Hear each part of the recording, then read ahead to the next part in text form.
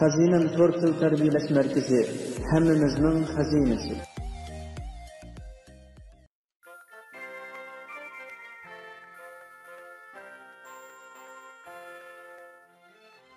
Saat 2 C.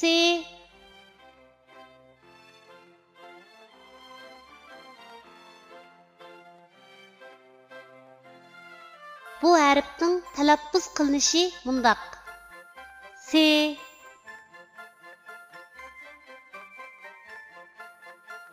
Endi bu harfni o'z ichiga olgan misollarni ko'rib o'tamiz. C'ning beshidan ulinadigan shakli. Misal, samsa. C'ning bosh va oyog'idan ulinadigan shakli. Misal, samsaq. C'ning oyog'idan ulinadigan shakli. Misal, relis. C'ning ayrim shakli. Misal, daz.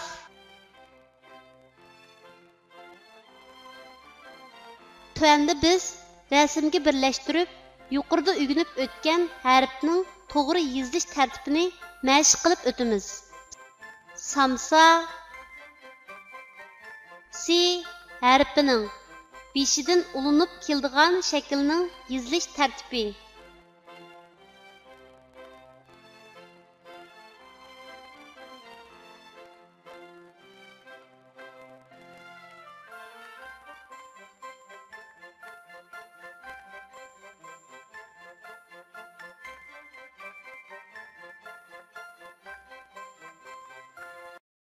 Samsaq.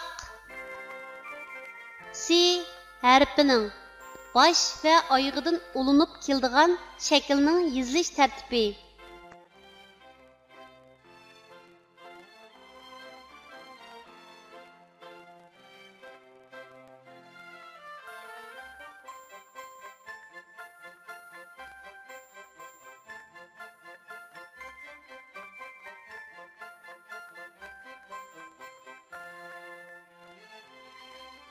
Relis.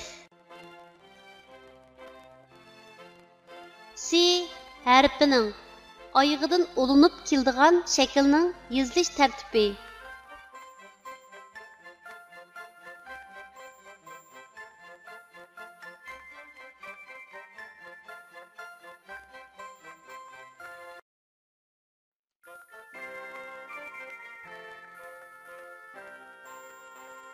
Daz. C harfining ayrim shaklining yozilish tartibi.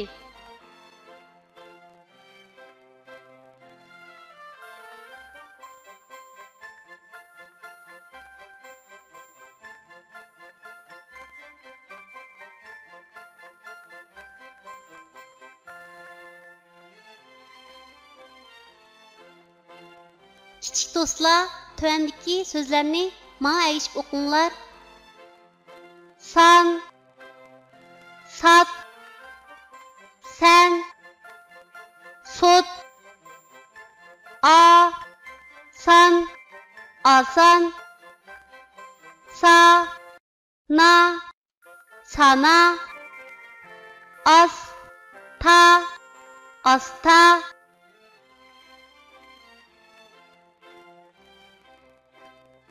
Qağa bilan Siyg'izxon. Masal.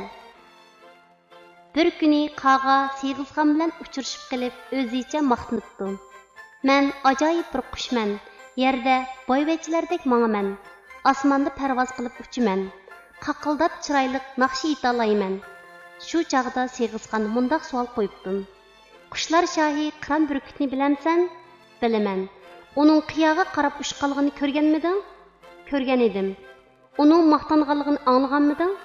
Anglamagan. Kuychi qush bulbulni bilamsan? Bilaman. Uning yiqimliq sayrashini anglaganmiding? Anglaganman. Uning maqtanganligini ko'rganmiding? Yo'q. Qiron burkutdek olg'ur, bulbuldek kuychi maqtanmaydi-yu, sen nima uchun shuncha maqtansan? Bu gaplarni anglagan Qağa Siyg'izxonga javob bera olmay, xijil bo'lgan holda uchib ketibdi.